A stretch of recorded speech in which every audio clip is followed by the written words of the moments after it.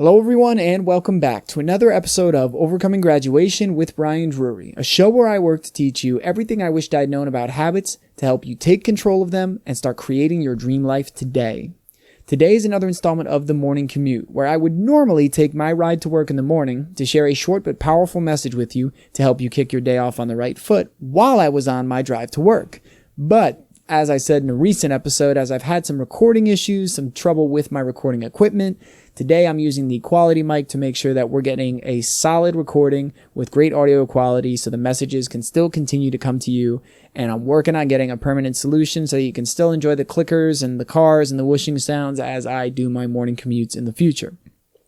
Today's topic is this: sleep inertia, and if you can't stop snoozing the alarm.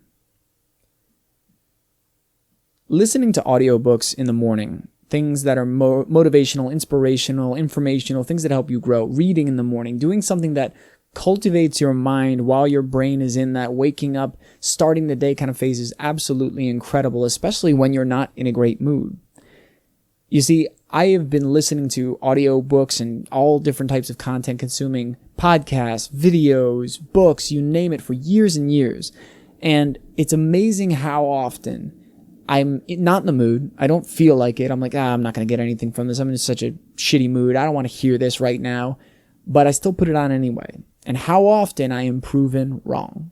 How often I hear something that just jumps out. I'm like, oh my God, this is exactly what I needed. Wait a second, what did they just say? And I'm rewinding because it's something that is so relevant to what I need in that moment. It's so relevant to what I needed to hear that day.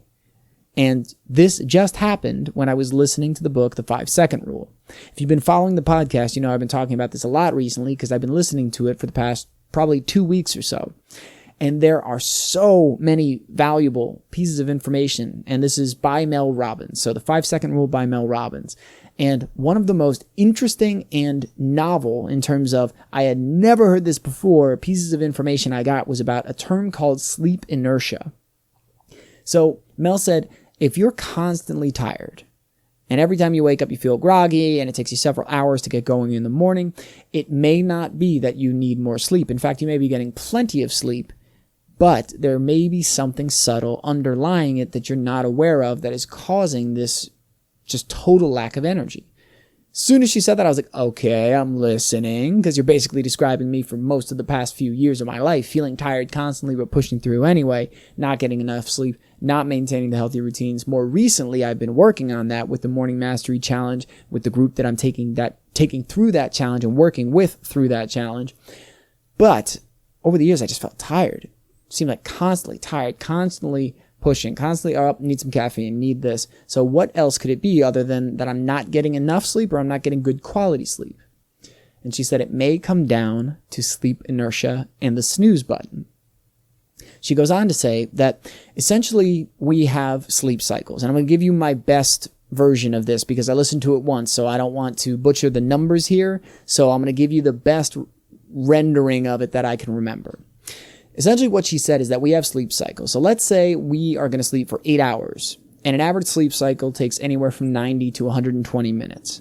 So we've got an hour and a half to 2 hours of sleep cycles going throughout the day. And when we get to our final one for the night and our body says, okay, it's about 2 hours before we're going to get up, it starts to do things to wake your body up. It starts to gently bring you out of sleep, and it starts to release cortisol, your stress hormone. That's why when we witness light or we see sunlight in the morning, that the body releases cortisol, indicating it's time to get up.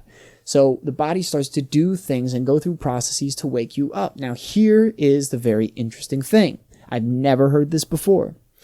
When we wake up, alarm goes off, we go, roll over, slam the alarm and turn and go back to bed. What we have done and indicated to our body is that we need to restart another sleep cycle. Because your body goes, we're not getting up. It's time to go back to sleep. All right, restart the sleep cycle. So our body goes back into another 90 to 120 minutes. Again, I'm pretty sure those numbers are close, but don't quote me on the numbers. But essentially, we go into another sleep cycle. And even if we get up 10 or 15 minutes later, our body is still going through that wake-up process. And then once we go through another sleep cycle, our body still needs to go through the waking you up cycle again in order to get you up. So it can be 3 to 4 hours in the morning which Mel Robbins talks about several studies that say the morning is our most productive brain time. It's when we are the most creative. It's when we have the most problem-solving potential. And now we're going to take those 3 to 4 hours and throw them out, essentially, because our brain is still waking up. Our brain thinks it should be in a sleep cycle or in a wake-up cycle. It is not in a fully awake state, all because we snoozed.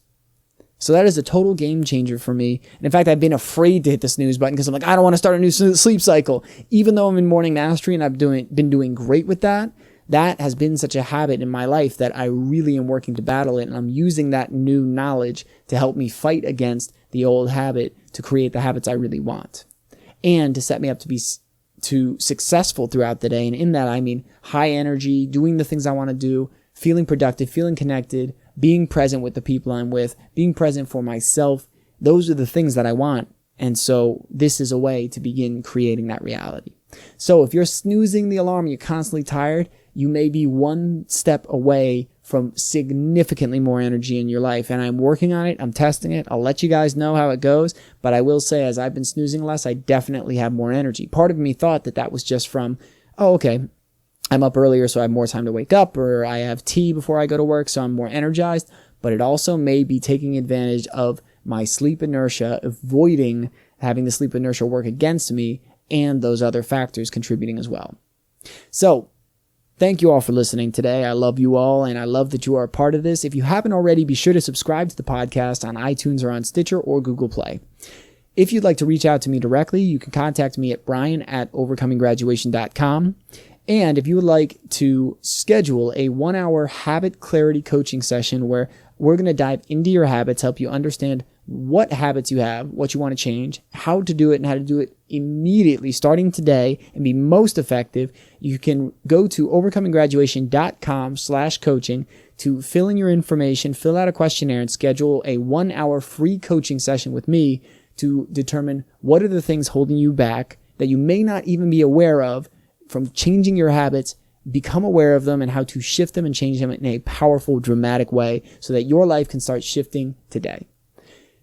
If you have any questions on that or anything else related to the show, please feel free to reach out again at brian@overcominggraduation.com. I love you all. Thank you all for being a part of this, and I'll be talking to you again real soon.